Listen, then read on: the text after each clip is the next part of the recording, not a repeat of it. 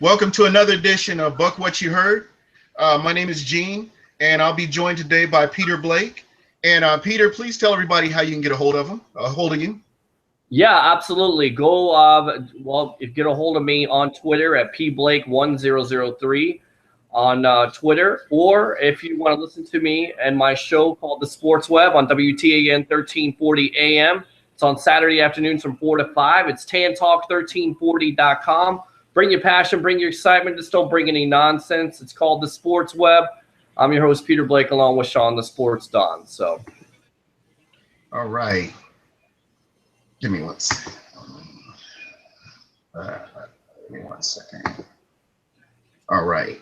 Sorry about that. No, that's all right. All right. It's okay. Well, the Buccaneers were able to pull off a victory, and well-deserved victory. This will be the first home victory for Lovie Smith. And you were at the game, and what I wanted to start out with you and get some of your thoughts on the game and what you took away from it. Well, what I took away from it, Gene, was the fact that they started out real fast.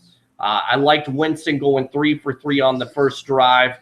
I liked the run-to-pass differentiation, how the ratio there, how they ran the ball, how it was a balanced offense, how Doug Martin looked like he was the old Doug Martin, the 30-yard run. What I take from this game is the very first drive, they came out and they took it to the Cincinnati Bengals. Yeah, and I 100% agree with you. This has got Dirk Cotter's fingerprints all over it. This was what I was expecting to see from him. It's the first time, to be honest, in the history of the Buccaneers, we've had a bona fide offensive coordinator in there other than John Gruden. So what we're seeing is the evolution of the Buccaneers, and you're going to see a lot more. What I consider speed and space. That's what we're looking at. Even the offensive line. I compare our offensive line now to the offensive line last year, and you see vast improvements. You see improvements from the rookies. You see contributions from the rookies. And as we mentioned on the last show, that's what we wanted to see.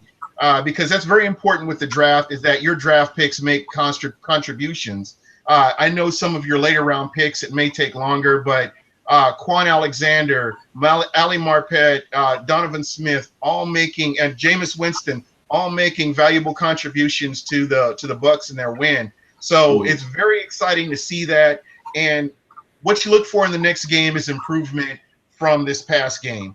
But not to get away from the current subject, what else did you like about the game, or what else did you see that stood out to you? Vast improvement defensively. It seems like Lovie Smith calling the defensive plays really made a difference. I mean, a pick six, another interception. You had like 3 sacks in this game. There were multiple different looks, a lot of blitzing. So it seemed like Lovie Smith calling this defense. And then on top of that, we asked about where they would play with Henry Melton. Would they play him with McCoy on the inside? Well, not necessarily. They didn't play him on the inside. They actually played him on the outside as a left defensive end. So I thought that was really interesting and really telling, because now if Henry Melton is on the outside along with McCoy on the inside and McDonald and Jackie Smith or George Johnson, who you heard from a lot in this game, then I think things could get real interesting. Absolutely. I saw a lot of power moves by Melton. And I was very impressed. I as we mentioned before, my questions were on that defensive line getting pressure on the quarterback, because we say it week in and week out. That's what makes the cover 2 work. That Tampa 2 defense work is getting that pressure on the quarterback. It takes a lot of pressure off of your secondary and your linebackers as well. And for me, just to kind of touch on what you were talking about, DJ Swearinger, I was very impressed with him. To be very honest, I'm impressed with the safeties in general. I don't miss Mark Barron. I don't miss, and not to take anything away from these guys, Deshaun Golston and Mark Barron. I don't miss them. You've got guys that are made for this system, that are playing and they're flourishing in this system. Now I know this is preseason and the offensive coordinators are drawing up vanilla plays, but at the same time, these guys are making plays as they should. So that to me is very encouraging, and you just hope to see market improvement going into the next game against the Cleveland Browns. I think another positive thing going back to Jameis Winston is him changing his own plays, knowing the protections, going down the field. You can clearly see that Mr. Winston is very aggressive in his approach on the game. He wants to go down the field to Mike Evans, which, by the way, Mike Evans gets hurt with a hamstring injury, which is not good, but at least he'll hopefully be ready for the season. Hopefully it's not lingering. But overall, getting your first win at home and this team going winless last year, even though it's a preseason game, it's huge. Right. Yeah, it definitely carries momentum going into this game against Cleveland. And once again, I want to say that the front office, they're doing an excellent job with the picks that they've made. Low risk, high reward, as I've mentioned before. You see these players like Melton making a contribution, DJ Swearinger making a contribution, and they're really looking good. Quan Alexander really looked good, and that was somebody I really wasn't expecting to make the impact that he did. But he's really looking good, going into the next game of the preseason.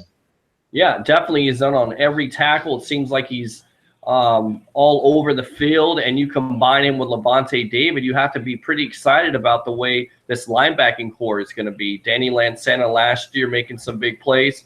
So overall, I think the Buccaneers defense and their offense was definitely sound on Monday night. The bad things that I saw were penalty situations, too many penalties, too many stupid penalties, procedural calls on the offensive line. In saying that, to be fair, a lot of these offensive linemen that were on the line the other night are not going to be on this team. They're going to be second or third stringers. They weren't starters, especially, the center. I seen 73, Edwards, who they drafted last year, I believe in the fifth or sixth round, Kadeem Edwards. He had a couple penalties. So, but they got to get this stuff worked out because this definitely hindered this team last year. Right. Yeah, and you know that they're capable of doing it because you go back to the Minnesota game, 4 penalties. That's it. And so basically that this team is capable of doing a lot better than what they have. They kind of I'm sure they could have put up easily 30 points, 40 points. But because of the penalties and self-inflicted, they really kind of held themselves back a little bit. So hopefully, Lovie Smith is addressing that. All I can do is be a fan and root for the team. You let the coach do the coaching and the general manager take care of the personnel. So as a fan, I hope that they can address that and clean it up a little bit. But I do believe that they will. I really do. I definitely believe they will, and it's going to be a nice challenge this Saturday against the Cleveland Browns. You're going to see what this team progressively does again, how much Jameis Winston's development works on Saturday night against this Cleveland Browns team, which by all accounts has a pretty good defense. I mean, you have Paul Kruger on here. You have some pretty good players on this defense, so it's going to be a challenge. And then you look at the secondary. You're not going to have Mike Evans, so it's going to be a challenge for him. And he's going to either have to overcome it or he's going to struggle. And I think he's going to be fine. And I like what you said before about Dirk Cutter. It seems like this is a legitimate offensive coordinator that the Buccaneers haven't had in so long. Oh, absolutely.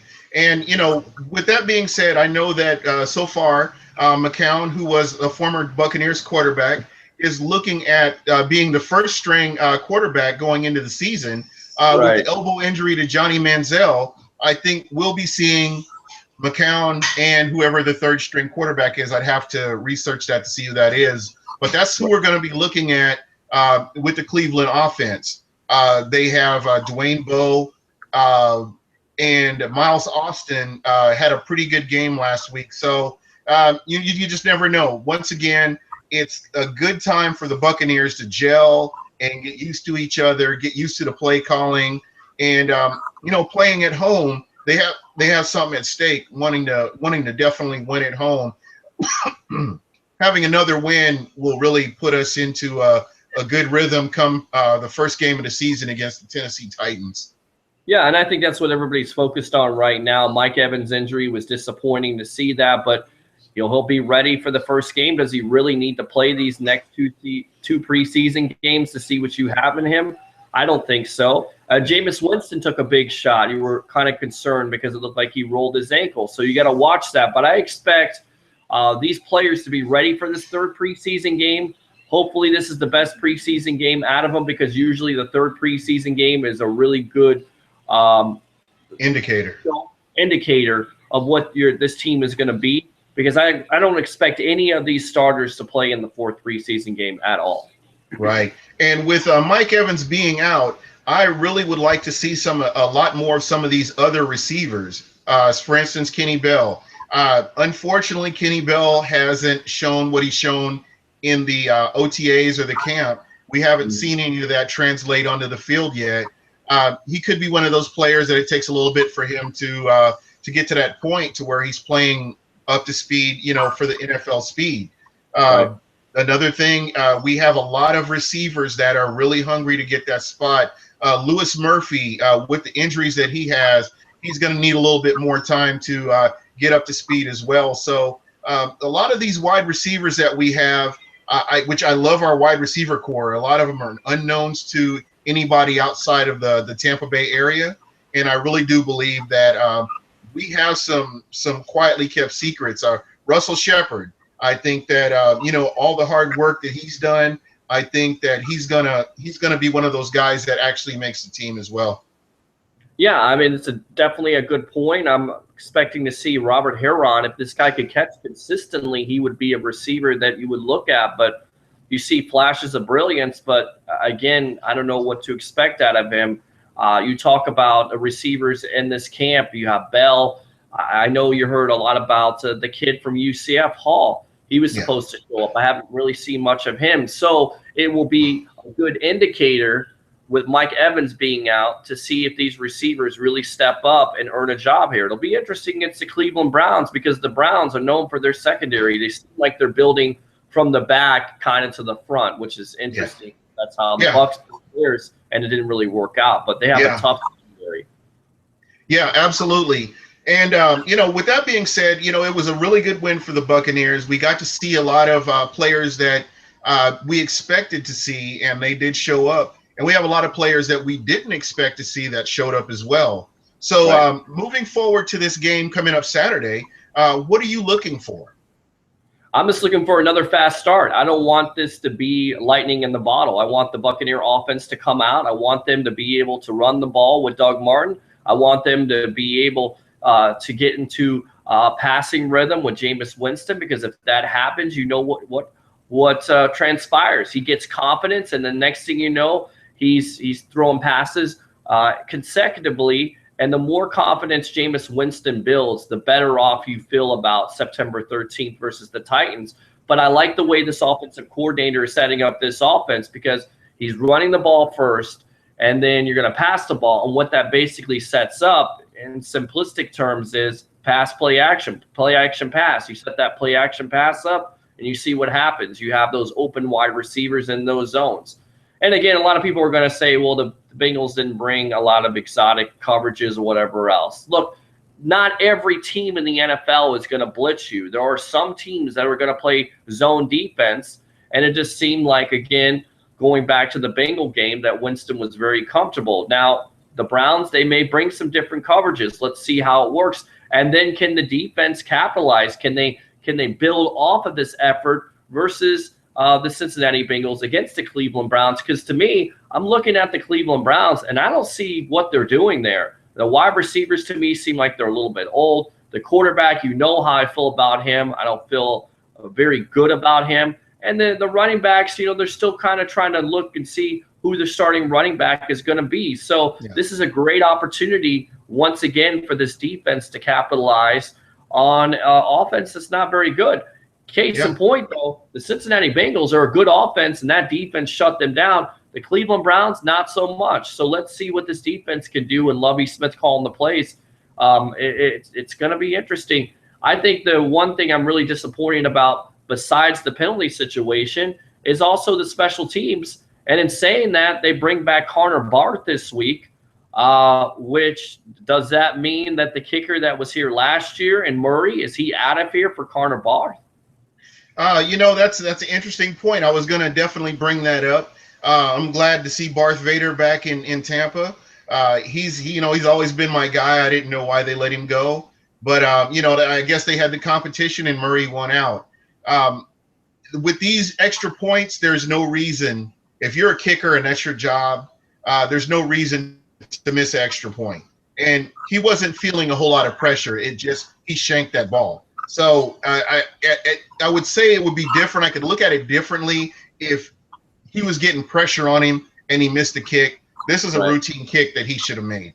Right. So, with that being said, I am glad that Lovie Smith is able to bring Connor Barth in, have that competition. He's shown that he's true to his word. Other than the quarterback position, he has shown that he is bringing players in to compete with other players so that he can have the best players on the team come day one. So yeah, kind of makes bad for Patrick Murray. He misses an extra point. He misses a 50-yard field goal, and then he hits a 53-yard field goal. So I don't know what you're getting with him. He showed last year that he could kick some long kicks, and it seemed like he was very consistent. But I think this team looks at Connor Barth as an upgrade over him at this point. So let's see how it goes. And then I also want to see, is there a punt returner and is there a kick returner on this team? Is it going to be Kellen Clay or is it going to be somebody else? Is it going to be Bell? Who's going to step up and be the kick returner and the punt returner for this Buccaneer team? If I had to, looking at the games that we saw, I would have to say Kalen Clay would be somebody that I would put out there just to see what he can do. Because, I saw flashes. There were a couple of times that he missed some running lanes that he could have gone through. But he is a rookie. So, at this point, I will give him a pass because not every rookie is going to come out and be that Devin Hester, So I think that he just needs consistency. Whoever they get, they just need to stick with him and get him some playing time, and let's see what happens from there. Yeah, I mean, I think Bell stuck out the other night by tipping the ball out of the end zone to the other player at the 1-yard line, a great special teams play, which consequently led to, I believe, the Buccaneer turnover, the pick six. Yeah, well, was it the safety? I think that was later on in the game. But I think this overall, anytime you can make a play in the end zone, I think those coaches are taking note of that special teams play.